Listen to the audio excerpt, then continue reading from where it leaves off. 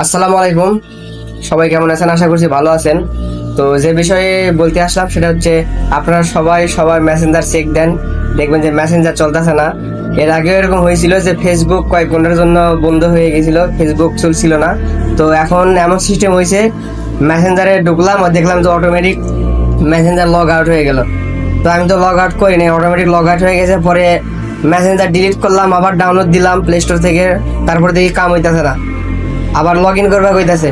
তো log in অপশনে গেলাম, যাওয়ার পরে ওখানে যে টাইপ মানে যে আমি যে কিবোর্ড নিয়ে আসবো ওখানে টাইপ করলাম, টাচ করলাম, কিবোর্ড আহে না, কোনো কিছুই হয় না। তো জানি না মার্ক জুকারবার্গ আবার কি কাহিনী শুরু করছে, আল্লাহ পাক ভালো জানে, হে নিজেই ভালো জানে আবার কি কাহিনী শুরু করছে।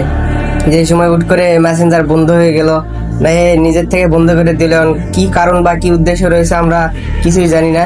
তো মার্ক জুকারবার্গকে আমি বলবো, কাকু কাকু একটু তাড়াতাড়ি একটু ঠিক করার ব্যবস্থা করেন, ভিডিওটা সবার মাঝে শেয়ার করে দিবেন। আর সবাই এখনই চেক করে দেখেন, এখনই ইমিডিয়েটলি এখনই দেখেন যে মেসেঞ্জার একবারে টোটালি অফ।